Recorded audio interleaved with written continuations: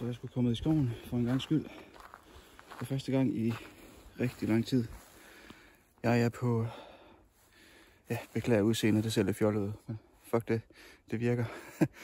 Jeg er på lidt af en mission. Jeg skal have genfundet kærligheden til at køre mountainbike. Den har været faldet på til et meget lavt sted på det seneste. Det er noget skidt. Så nu er jeg ude i, at jeg vil tvinge mig selv til at komme ud og køre på min cykel, som jeg har nu. Og lad være med at tænke for meget på grej.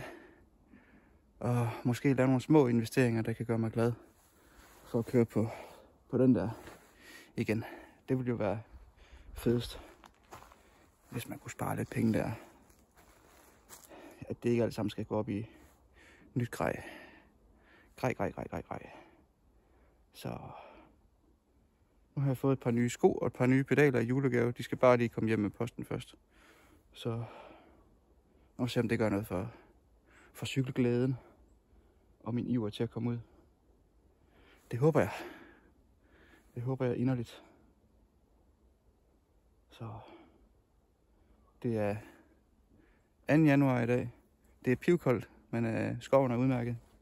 Så det er dejligt. Skovbunden er lidt fugtig. Men det gør ikke noget.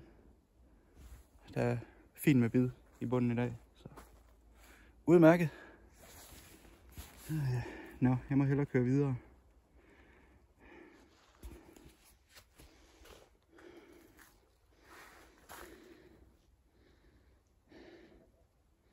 Det er en fantastisk smuk dag ude i skoven i dag.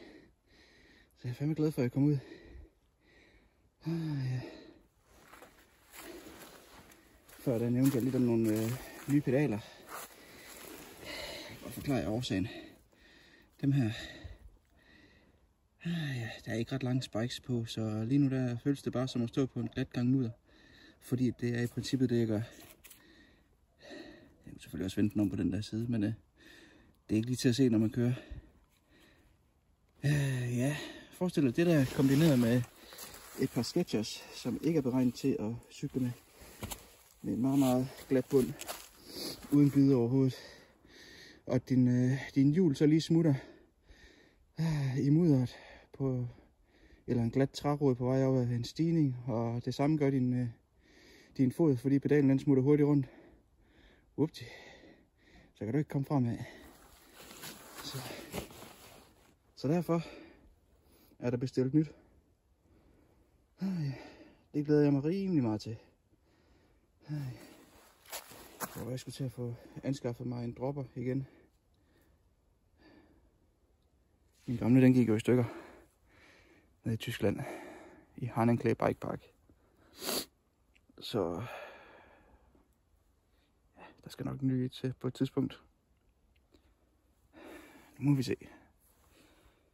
Pedaler først og sko. Så skal det nok gå.